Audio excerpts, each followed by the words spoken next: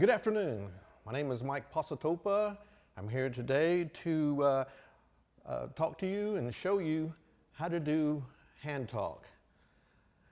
In some circles, hand talk is called American Indian Sign Language. Other places is Plains Indian Sign Language. But to be able to reach other tribes, because of the diversity, I like referring to it as hand talk.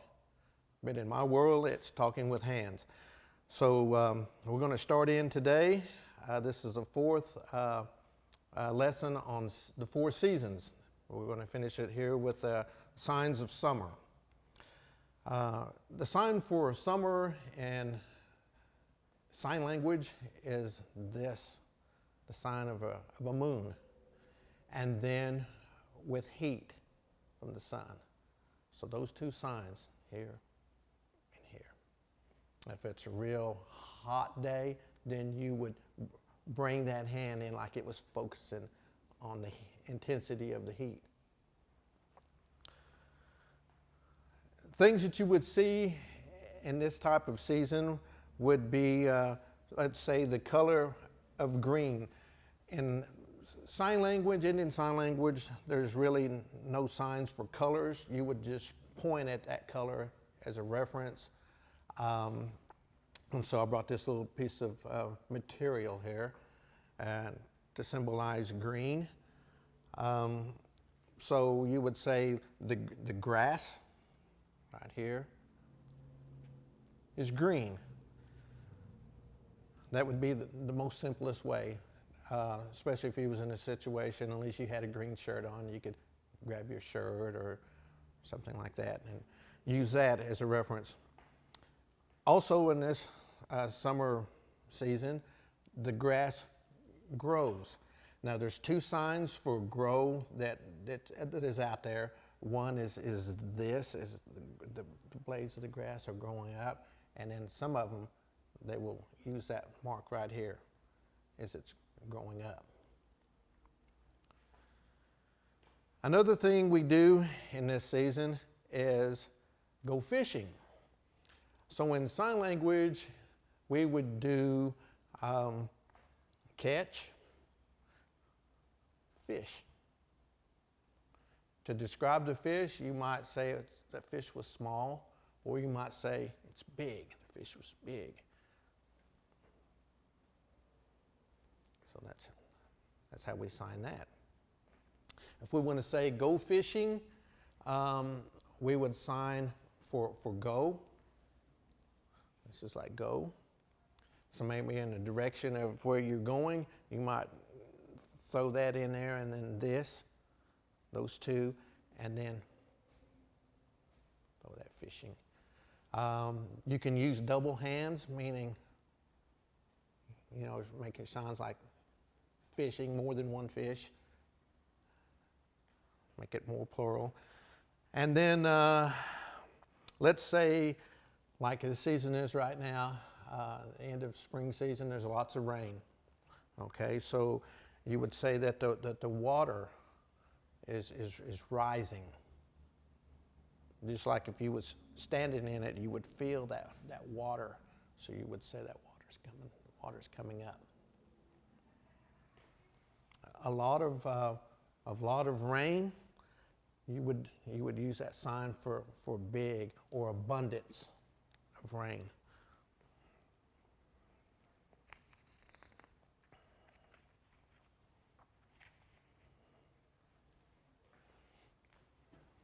In the month of June, in this season, we have what we call powwows, which consist of a lot of dancing. All right, so out in the middle of that circle is a drum. Around that, singers. And how we do the sign for sing is we whirl that like this and look up. That means to sing. Okay, so it would say that, let's say this man that's going to start this song is a lead singer. What you would do in that case, you would point Man. The head, the lead, singer. Okay, so again, man, lead, singer. Let's say, if we want to say the number of songs, like sometimes the MC would say, you know, let's give them 4 intertribal songs. Then, you know, you would get to use your numbers. 1, 2, 3, 4 songs. So sing and songs would be the same sign. Now I want to show some different parts of a powwow. Let's say this is a sign for dances, right here. And if you want to put expression or more pantomime into it, you know, you can kind of bounce your knees a little bit, you know, to show that life and that rhythm in it with your hands. And if you want to do, let's say, a round dance song, well, then you could make a circle like that. Circle and dance. So it'd be round. Or if you want to go around the drum here, you would do this. Go around it, dancing. Let's say grand entry. You want to get everybody lined up like this, because this usually is a sign for, this is a sign for people, and this is also a sign. So, and that's a sign that we use, let's say, for a meeting, a council meeting. We make that wrap around like this. And we're going to say we're going to do the grand entry, so we'll lead that procession. So what we want to do is we want to put our dignitaries in there, such as, let's say, the veterans, our military people will lead that. And so one sign for soldier is this. And the sign for warrior or brave is this. It's the same sign for fight. So back here, this man used to fight for this land. So that's how we do it in sign language. So we want these guys up here in front, and they're going to carry in the flag. That's the sign for flag, right here. Behind them, we'll have our royalty, our princesses, and the sign for princess is because they wear that banner over them, and then they have a crown that's on them. They'll be back behind our veterans in many powwows. And then after that, it'll be the head staff. Let's say we have the head man dancer.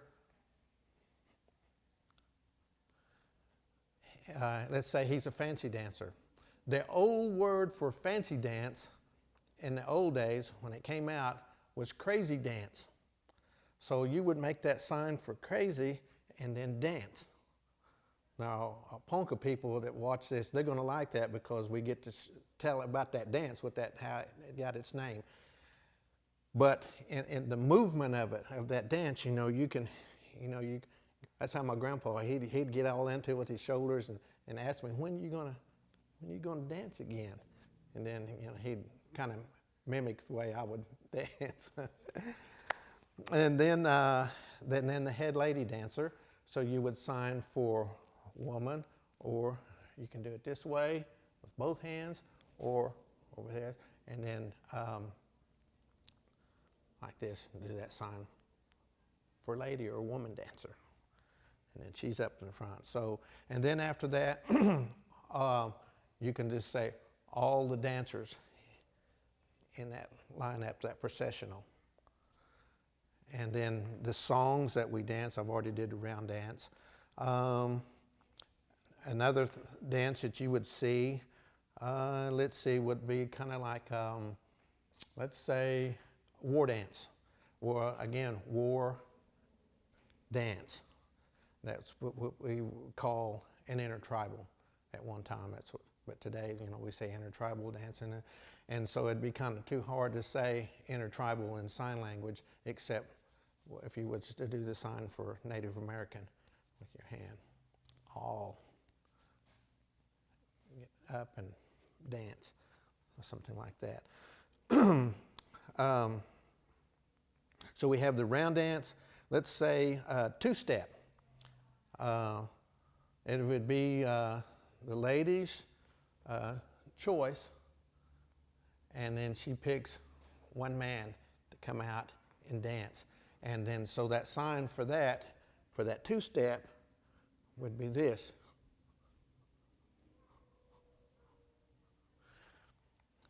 Next on the dance would be, let's say, buffalo dance. So buffalo dance, you do the sign for buffalo and then dance.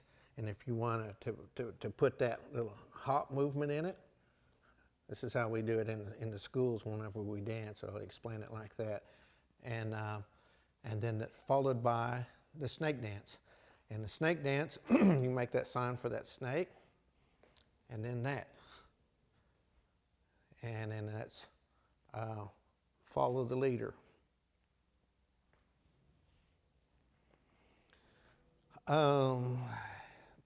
At the end of the dance, the conclusion of it, they would have maybe a prayer song or maybe a closing. They would close the dance off at that time. They would do a sign for prayer. So this is song, but the one for prayer, it starts up here. And you're looking up. The two fingers going up has a purpose. It's that the Creator sees you when you're talking to Him like that, and that's what those two. And that prayer ascends. It goes up, and at the end of that song, like that, and then everybody goes home. Drive safe. So that's a part of the powwow. Now, let's. I could even describe maybe the fancy dance with sign language. Let's say this would be frog hopping. Sometimes dancers hop. Sometimes that crow, they'll hop when they dance. Fancy dancers sometimes spin and twirl like a whirlwind or tornado out there. There's twirling and spinning. And then it's fast. That's the sign for speed when they dance. All right, now, let's say today it's cloudy. It was cloudy this morning. You do the signs for clouds like this. Okay, I could say it looks like it's going to rain. There's lots of clouds. When it's really cloudy and it gets dark, then you would almost do the sign for night, like that. It's just dark. Then you would say you could hear the storm coming. You could say, or even rain. It's going to rain. It's coming. Let's see. Let's say if it's a tornado, then you would do this sign like this. If it's big or if it's small, you can put that sign in it, and you could say it's coming. If you take shelter, you do this sign. Now, in some Native Americans, they'll use this sign, meaning like when somebody passes away. So the other sign for going under would be like, you could do this one. You can still use this one because when I do the sign for, let's say, death, it's this.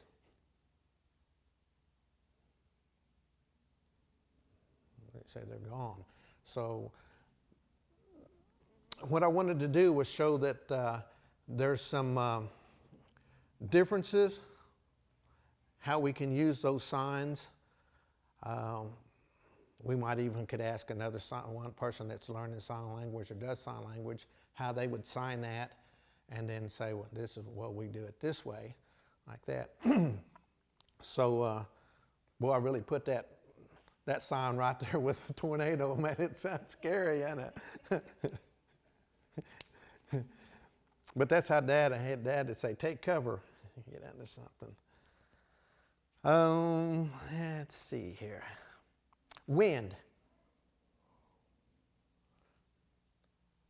Some tribes use both hands and make that hand flutter like it's, and then some will do that sign across. That means wind. If it's strong wind, then you would do the sign for strong, which is this, or like it's ready, it's strong. And that sign for a punch sometimes is also used for strong.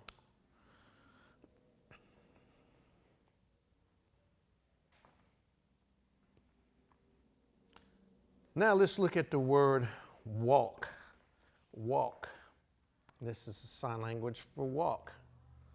Some people walk for exercise, so you can make that hand sign for walking go on out further.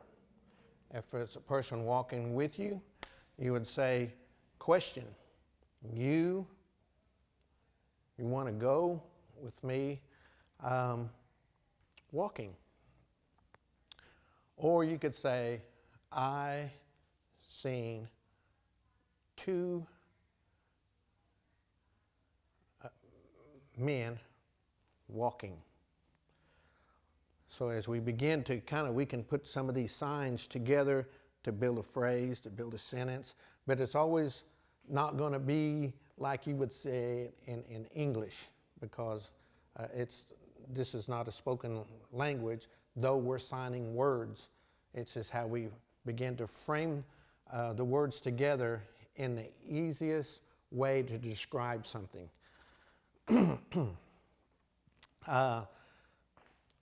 A lot of times you can go out and, maybe you're studying the Plains Indian Sign Language and you come across a book with sign language in it and you see pictures. And I've noticed that in those pictures, those photographs of the sign language, that it's not really self-explanatory for the sign language because it doesn't have the life and the spirit that you get to see, like that we're moving in time right now. You're catching this. So the sign language always comes from the heart and then through the arms. There's life to it. So sometimes the pictures that you would see in a book, if they're not explained in detail, you lose that, because this language is an expression of life and what comes from here, and it projects out. Each sign paints a picture. So we have walk, and then we have walking. Let's say you want to walk in a circle.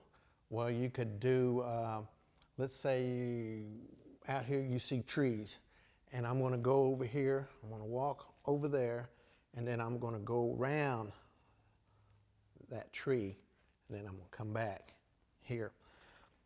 That's using sign language there. All right, let's say you're out and you get surrounded by people, just like if you was at a powwow, you're surrounded by people that's watching them dance. So you would do that sign of people. See, so this sign is for people, and then this one here with the hands moving is a sign for people. This is a sign for people lining up and going, and this is a sign of them all dancing in that circle. So surround and then go around is when we're using it in that term as giving direction. I want you to go over there and then go around. So you can get descriptive with your sign language to give somebody, you know, a direction, what they need to do, what you want them to do. And let me see here. You can also do this one right here. You come with me. So this is a sign of like together. And not to get confused when two people meet, because there's some signs I'm going to use here in a minute. This is like two people in opposition, opposing one another here, let's say in a conversation. And then this is a sign here for friend, okay? Two people. And then when it comes from here out here, that would describe a man and a wife. So you go from here of a person, this person is my friend right here. You want everybody to see this is your friend. Okay, and this right here, if this woman right here is my wife. And then you would do this. And that what everybody would see. That's your wife there with you.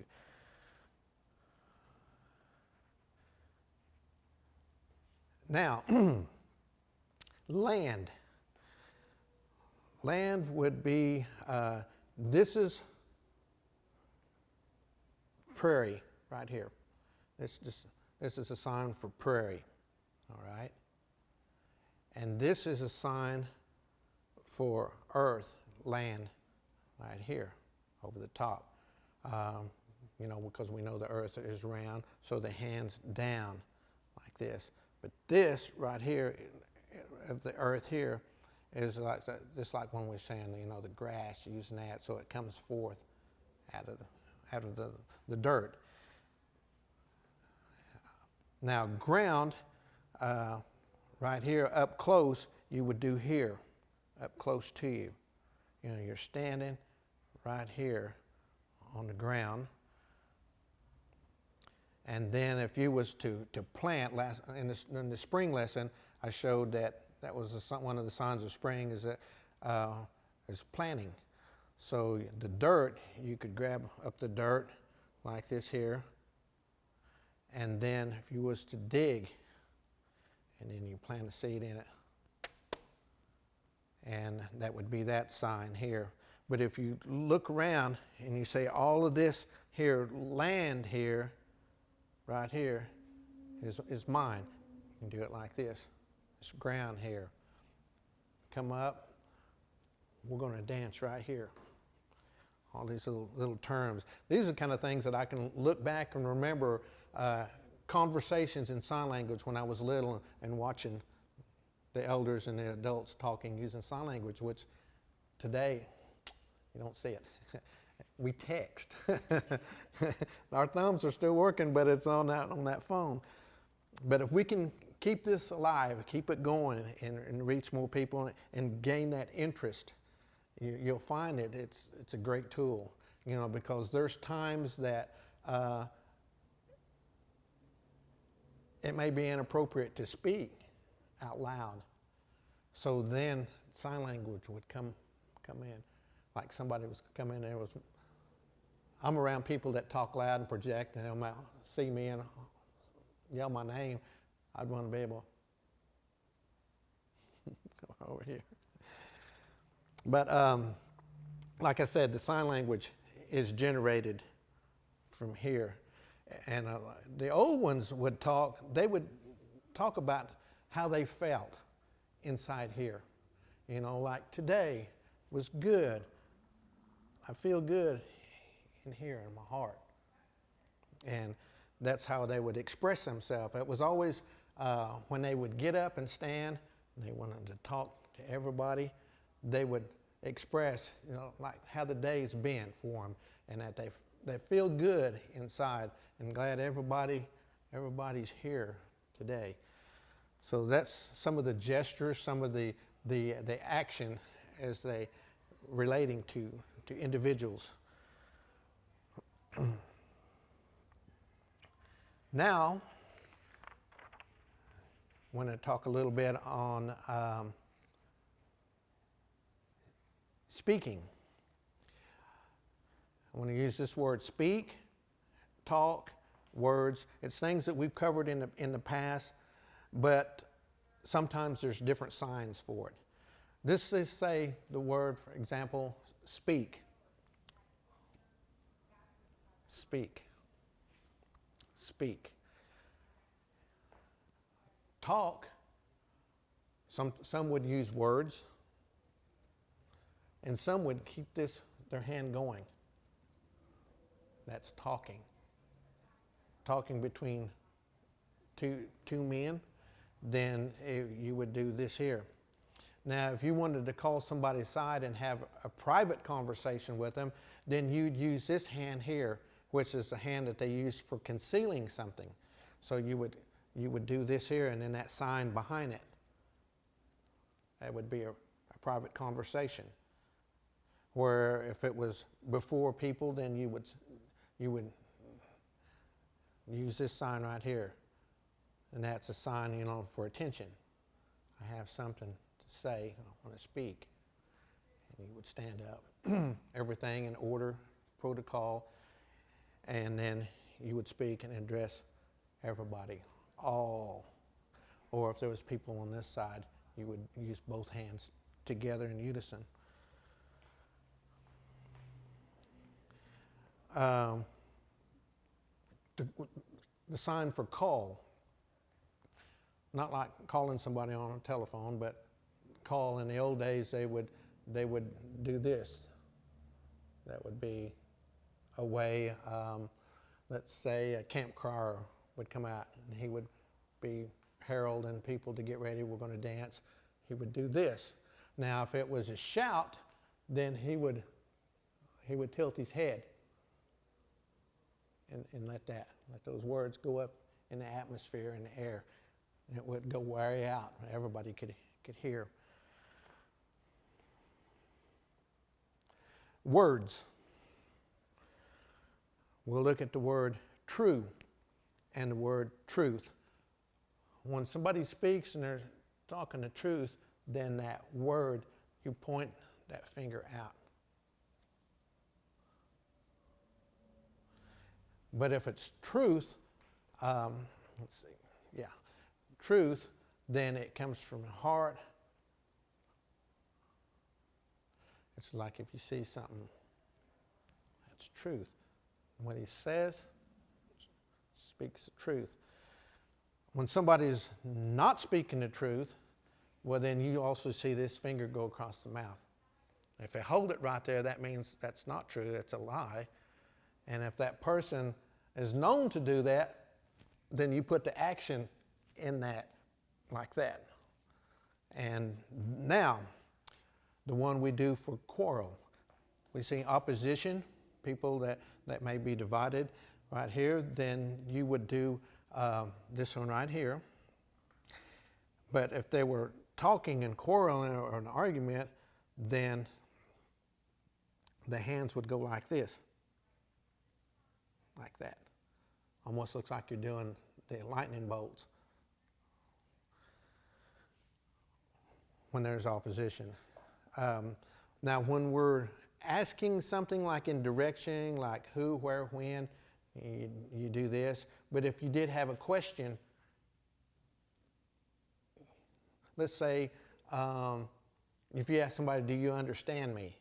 You could do this way, and you point back to your heart. I understand. I understand. Right here. So those are a little tricky, but it's a good way to communicate understanding. Wait and stop. Okay, stop is just like holding your hand out. Probably in every culture would probably use this meaning to stop. But my dad, he used to say when he's wanting us to wait, maybe to listen or watch, wait. He would pump that arm like this here. He'd say, wait, right there, wait. Then he'd say, go.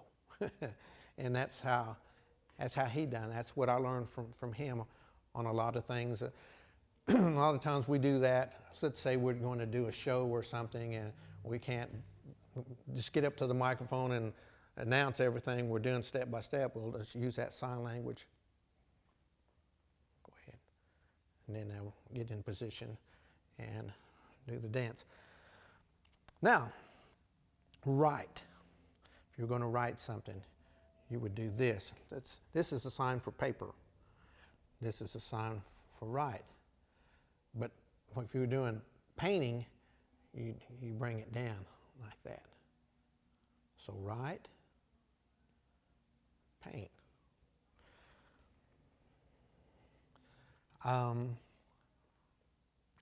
To purchase something is this. It's one of the old signs we did months ago. This is to buy. This is a sign for money right here. You rub your thumbs and your index finger together. That means money right here. And then you're going to buy. To buy clothing, or let's say even dance apparel, things that we wear when we dance, you would do this here. You would take that hand and hold it. That means these clothes. I'm going to buy some clothes. Then we could get descriptive also on some of the things that I wear when I dance. Let's say the headdress. This is a sign for a roach headdress. In the top, I would have two feathers. It's a rocker. Right now I'm wearing a choker. So that's a choker. And then it may be cuffs, right here. Dance sticks. Maybe a new top, cape, vest, aprons. The bustles that I wear back here. If they're eagle feathers, then I would make a sign for an eagle, which is an eagle soar. So that's always a sign for an eagle. Or the small birds are, they're little. Let's say I wanted to paint my face.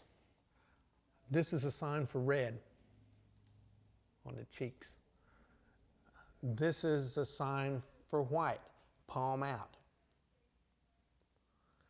And this is a sign for black. And then, you might put the honor marks on the eyes or lightning bolts. You would pick those colors. There's other colors, but these are the three here that sometimes, if we want to get descriptive on those major colors, red, black, and white.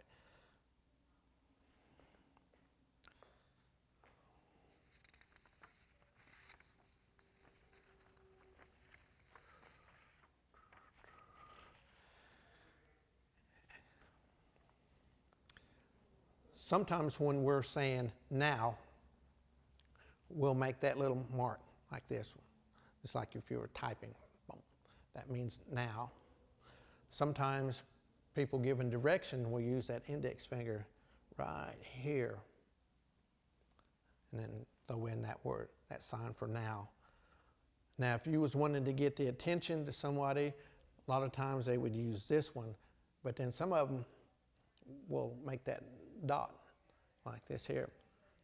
And maybe even the body language even leans. I noticed that the elders and stuff would lean and put their body into a motion. Like something was fast, their hands would move fast. If something was slow, then they would tilt their body to put their body and emotion, into that sign language, which helps a lot of times in understanding what somebody's signing. And then when we're done, at the end of this, we'd say here, or this one. So there's 3. I'm done. We're cutting it off. I'm going to stop here tonight.